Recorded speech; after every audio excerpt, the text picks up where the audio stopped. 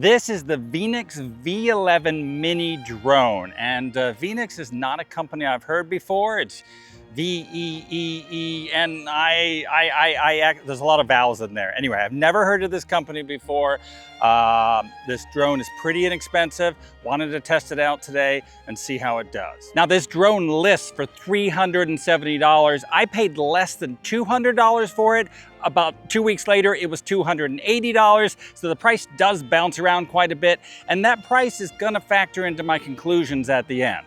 Now, I'm out here today to try and find out, is this drone suitable for content creators? Could you use this footage in your YouTube videos, TikTok videos, things like that? Or is it just a beginner drone?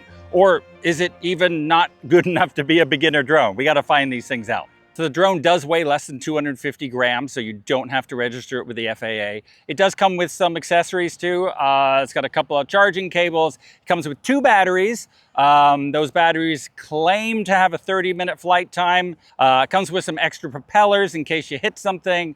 It's got a controller, of course. And it has a little cover that you can cover the lens here. Also, it's kind of nice. It has these little sort of side rails here, these little guards on the side of the camera here.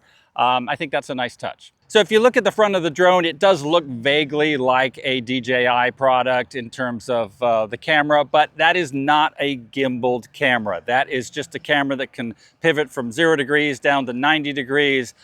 So there is no mechanical stabilization on this. I'm assuming there's electronic stabilization. I can't remember.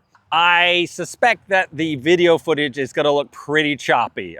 When the wind hits the drone, it's going to be moving around and possibly not look very good. We got to test that. There's an app you have to use to fly the drone. Now I'm going to turn on the drone, and you do that by pushing the power button on the back once and then holding it down.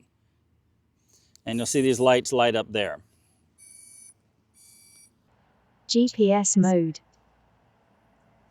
Ready to fly.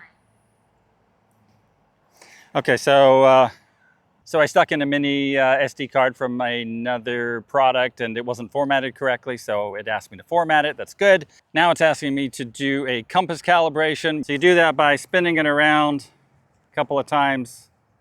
And then once that's complete, you turn it up on its end like this and you spin it around again. I'm watching the app down on the ground there. Compass calibration okay. Now, the annoying thing is that you have to do that every time. Now, that's pretty common with these really inexpensive drones.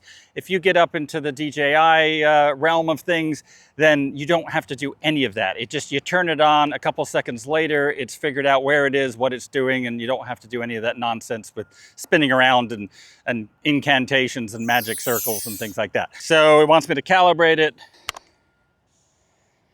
And it looks like everything's green. Might as well start recording now. So you can manually fly it, but I'm just going to use the basic takeoff command here, which is this button in the upper left-hand corner. And then you got to slide to confirm. Rotors are started. You could just use the joystick to send it up in the air, but I'm going to do the automated takeoff just for kicks. Fly. There we go. All right, so as you can see, I mean, there's no wind going. Well, I was just about to say, wow, that's really stable. And then I turned it to face the camera and it's kind of moving around a little bit. It's not bad. Let me bring it back here first before I say it's not bad. So it's not going to stay in one place. It's moving around a little bit. So it's relatively stable. It seems to need to settle down a little bit after you move it. All right, that's enough yakking. Let's go fly this thing. Let's see what it can do.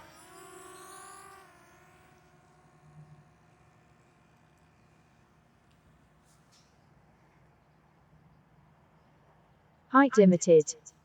All right, so I'm going to turn off beginner mode here because I am not a beginner, and we can keep going.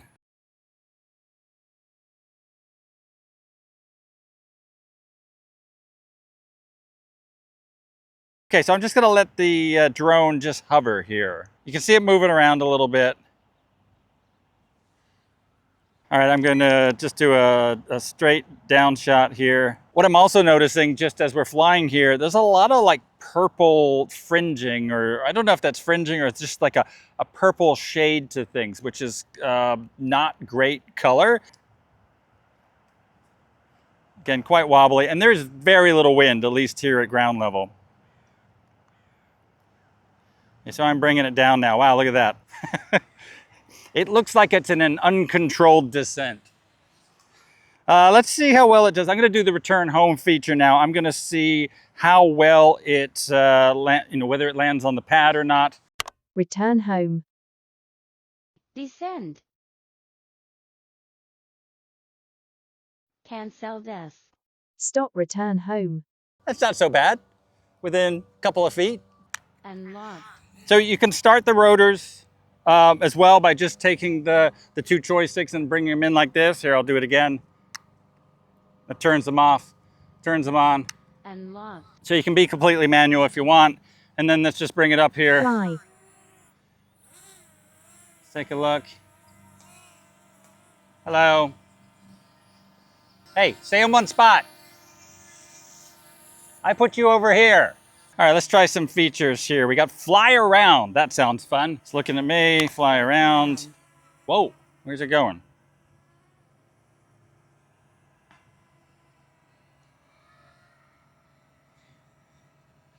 It's not really flying around me. It's getting really close to my camera. I think what it's doing is it's flying around its takeoff spot. So let's play around with that a little bit. Let's move it away. Wow, it just... So I kicked it into moving to its right, and it descended very quickly as it did it. Okay, so let's do a fly around again. I'm gonna point it in a different direction even. Let's see what it does. Starts around.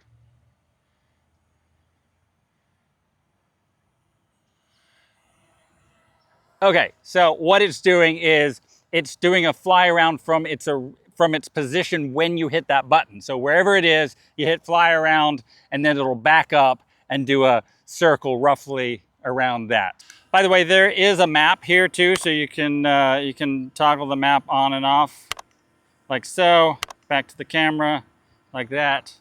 And I suspect we're going to be using that if we do route planning. Yeah. Okay, so if we put a waypoint there, and then a waypoint there, and then a waypoint there, and then do that. The aircraft is below 15. Okay, you need me to be higher. Fine. All right, so it's flying its route here. And it did require the drone to be above 15 meters, which, I mean, kind of makes sense because, you know, it has no collision avoidance or anything like that. So you need it up high enough that it's likely not to hit something. I sure hope it comes back. Okay, it did turn around. All right, and there's its final spot there. Okay, phew, I thought it was gonna fly off for a sec. It seemed to be ignoring my commands, but I'm not sure if I was doing something wrong. We're going to, so I hit the return home button. Let's see if it returns home properly. Descend. All right, return home. Can you do it? Descend. It's gonna land on me.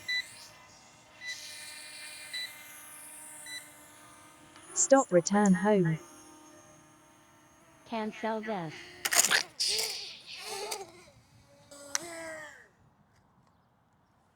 I still have audio. So return to home did not work so great. It was coming from my camera, so I stopped it, and then it sort of went out of control and hit my camera. The propeller got caught in the cable that connects my wireless receiver to my camera.